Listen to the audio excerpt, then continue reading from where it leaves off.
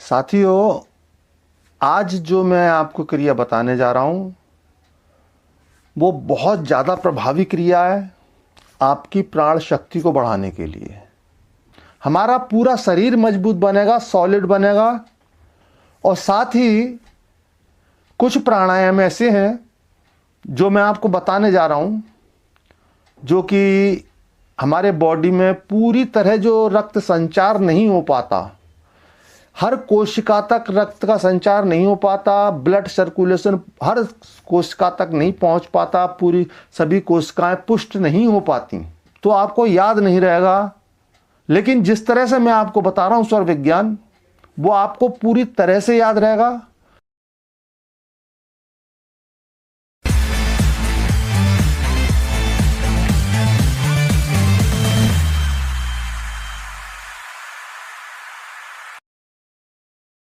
साथियों, आप सभी को बहुत बहुत प्रेम। साथियों, आज जो मैं आपको क्रिया बताने जा रहा हूँ वो बहुत ज़्यादा प्रभावी क्रिया है आपकी प्राण शक्ति को बढ़ाने के लिए। हमारी प्राण शक्ति क्या है, पहले आप उसे समझिए।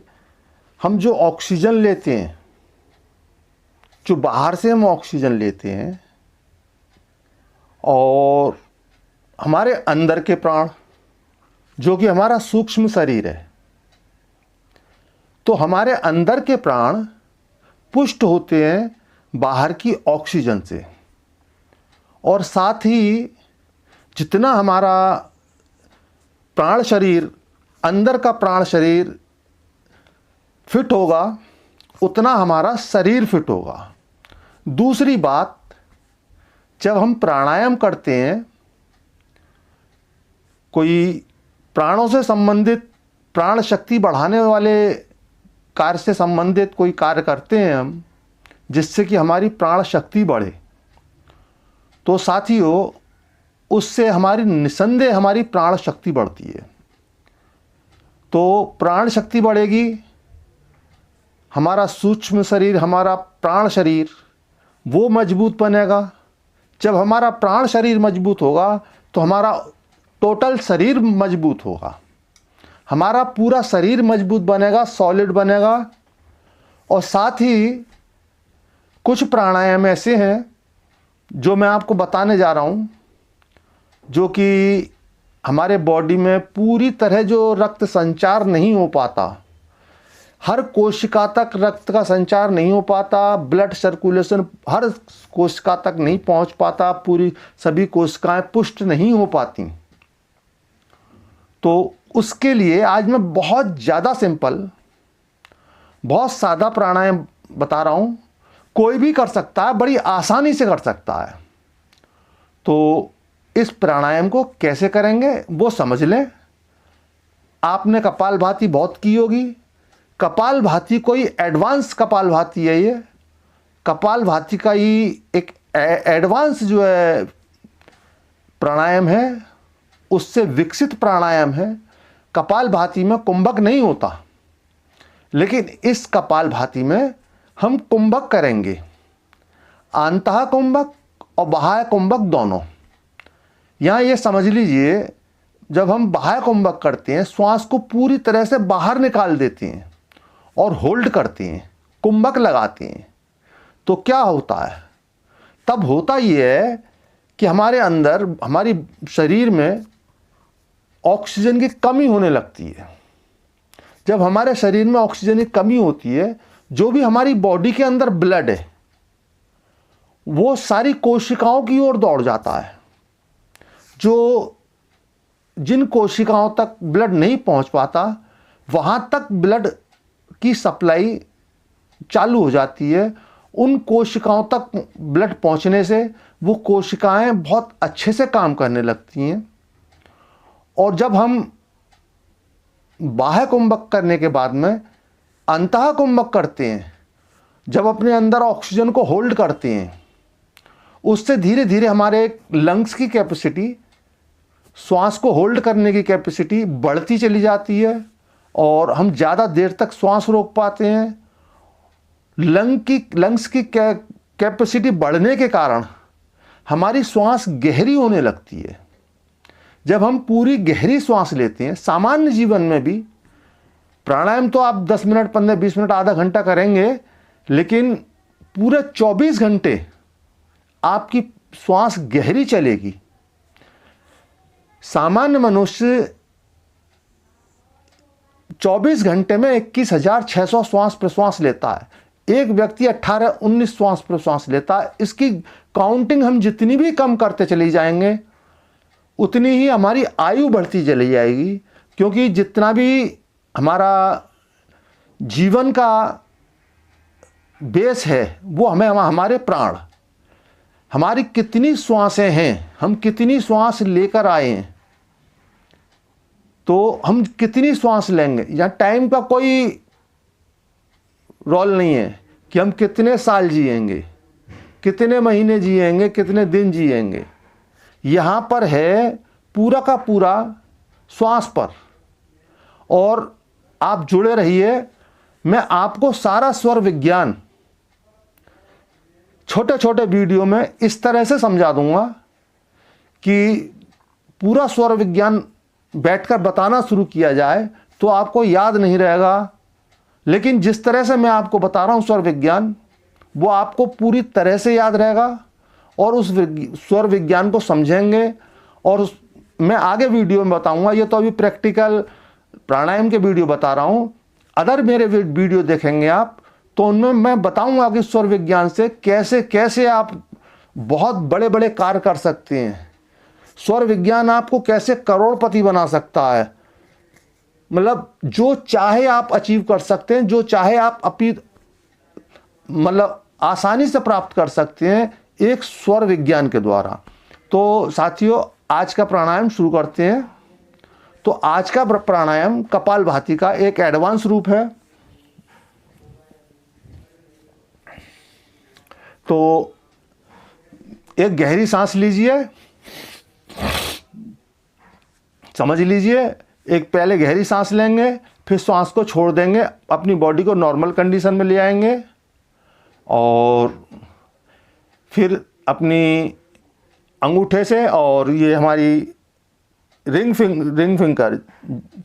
फिंगर जिसमें रिंग पहनते हैं उस उंगली से इसको दबाएंगे। ऐसा योग शास्त्रों में बताया गया है, लेकिन इससे कोई ज़्यादा विशेष फर्क नहीं पड़ता। आप ऐसे भी बंद कर सकते हैं नाक को, एक नाक को ऐसे खोल सकते हैं, दूसरी को ऐसे बंद कर सकते हैं, उससे ज़्यादा कोई फर्क नहीं पड़ता। लेकिन आप ऐसे भी करेंगे तो भी अच्छा है, जैसा कि योग शास्त्रों में बताया गया है। लेकिन मैं नहीं समझता कि इससे कोई ज़्यादा फर्क वाली बात है। हाँ, फर्क पड़ता है हमारी कुछ मुद्राओं से, जो हमारे कुछ पॉइंट होते हैं जिन पर हम मुद्राएं बनाते हैं, तरह तरह की मुद्राएं, वो सब भी मैं आपको बताऊंगा किन किन मुद्राओं से हम कैसे कैसे क्या क्या लाभ प्राप्त कर सकते हैं। तो आज का वीडियो शुरू करते हैं। पहले हम रेचक करें, पूरक करेंगे। पूरक यानी श्वास को खींचेंगे एक स्वर से, और फिर कुंभक करेंगे यानी होल्ड करेंगे श्वास को यथाशक्ति जितनी देर हम रोक सकते हैं। यहाँ पर कोई जोर ज़बरदस्ती नहीं करनी है, कोई ताकत नहीं लगानी है। जितना सहज भाव से श्वास को रोक सकते हैं उतना सहज भाव से श्वास को रोकना है। तो हम धीरे धीरे अपना एक नोस्ट्रल बंद करते हैं, एक नोस्ट्रल बंद कर लिया लेफ्ट, और राइट नोस्ट्रल से हम श्वास लेंगे, पूरी श्वास को भर लेंगे, धीरे धीरे श्वास लेंगे और धीरे धीरे ही श्वास को छोड़ेंगे। जितनी देर होल्ड कर सकेंगे होल्ड करेंगे और धीरे धीरे ही छोड़ेंगे।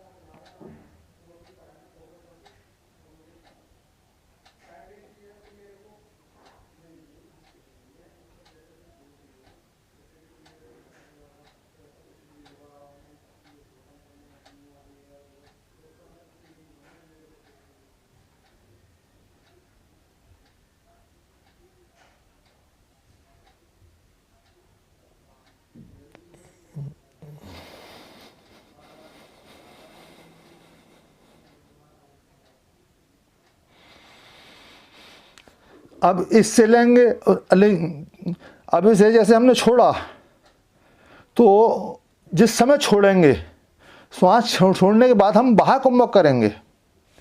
जैसे अभी तो मैं तो आपसे बात करने लगा हूँ, एक बार फिर से बताऊंगा मैं। बाह्य कुंभक करेंगे तो अभी जैसे अभी करते हैं बाह्य कुंभक,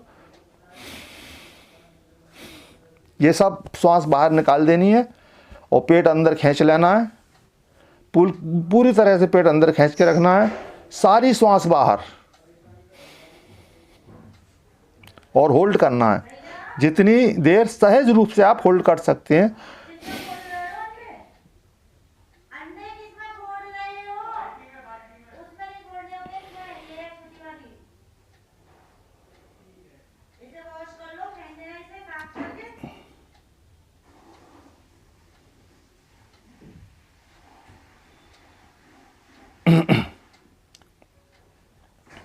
अब बाह्य कुंभक किस तरह से करना है, वो सारी श्वास को बाहर निकाल के, जैसे हमने बाहर सांस निकाल दी है, अब इस नोस्ट्रल से ली थी और अंतः कुंभक किया था, और श्वास निकालने के लेफ्ट नोस्ट्रल से श्वास बाहर निकालने के बाद में तुरंत ही जो बाह्य कुंभक हमें करना है। जैसे कि अभी सांस निकाली हमने,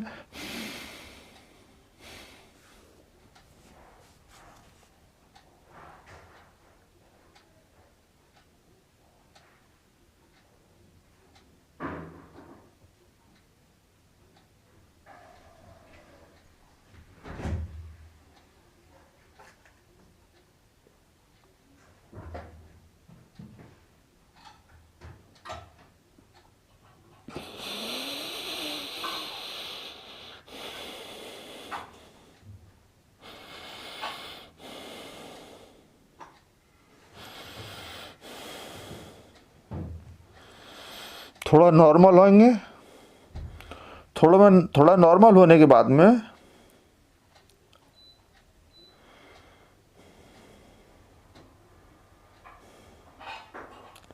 अब फिर लेफ्ट नोस्ट्रल से हम इसे फिर दोबारा करेंगे। लेफ्ट नोस्ट्रल से श्वास को धीरे से भरेंगे, रेचक करेंगे, फिर अंतः कुंभक करेंगे। लेफ्ट से, जो कि सूर्य नाड़ी है, राइट सूर्य नाड़ी है, लेफ्ट चंद्र नाड़ी है, तो जब लेफ्ट से होल्ड करने के बाद हम सूर्य नाड़ी से, राइट नाड़ी से रेचक कर देंगे और फिर बाह्य कुंभक करेंगे। पहले पूरक करेंगे श्वास भरने के बाद में, तो समझ लीजिए।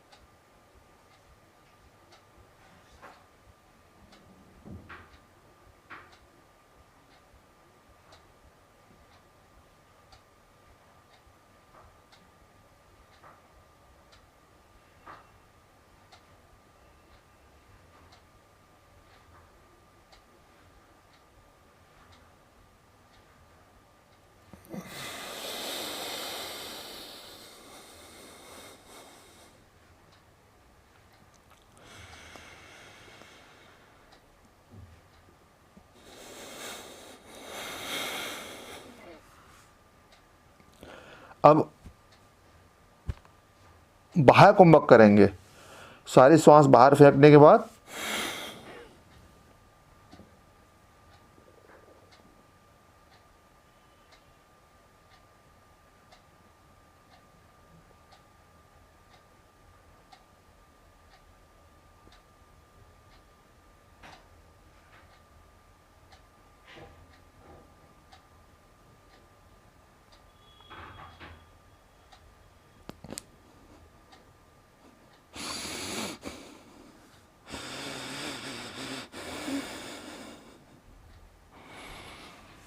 ये आपने किया। अब एक बार फिर से, अब मैं बीच में बोलूँगा नहीं, अब आप समझिएगा। राइट से शुरू करेंगे, राइट से पूरक करेंगे, श्वास को पूरा भरेंगे, चंद्र नाड़ी सूर्य नाड़ी से राइट से भरेंगे, होल्ड करेंगे यानी कुंभक करेंगे, चंद्र नाड़ी से लेफ्ट से धीरे धीरे रिलीज करेंगे, धीरे धीरे धीरे धीरे रिलीज करेंगे और फिर बाह्य कुंभक करेंगे। और फिर बाह्य कुंभक करने के बाद फिर धीरे से श्वास लेंगे और फिर लेफ्ट से पूरक करेंगे और होल्ड करेंगे और राइट से रेचक करके फिर बाह्य कुंभक करेंगे।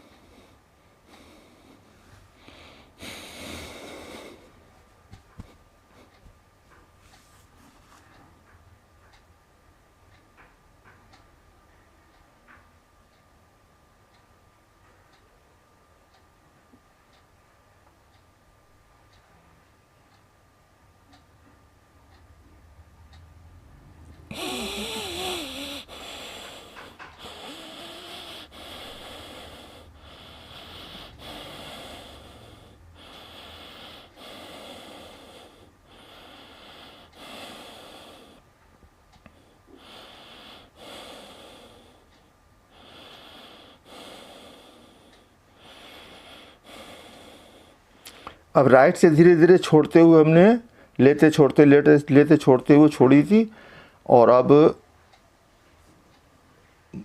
पूरी बाहर सांस छोड़ के कुंभक करेंगे, बाह्य कुंभक।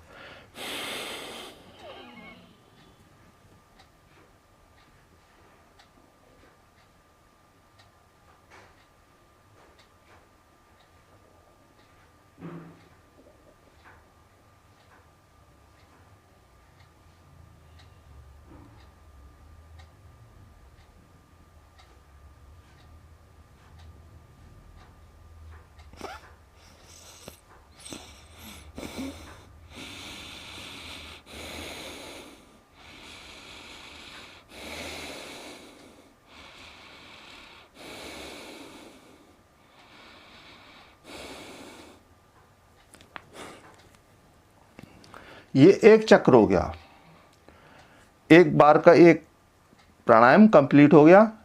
अब धीरे धीरे पहले तो आप एक ही करिए 2, 4, 6 दिन, फिर उसके बाद आपको लगे कि बढ़ाना चाहिए तो आप बढ़ा सकते हैं।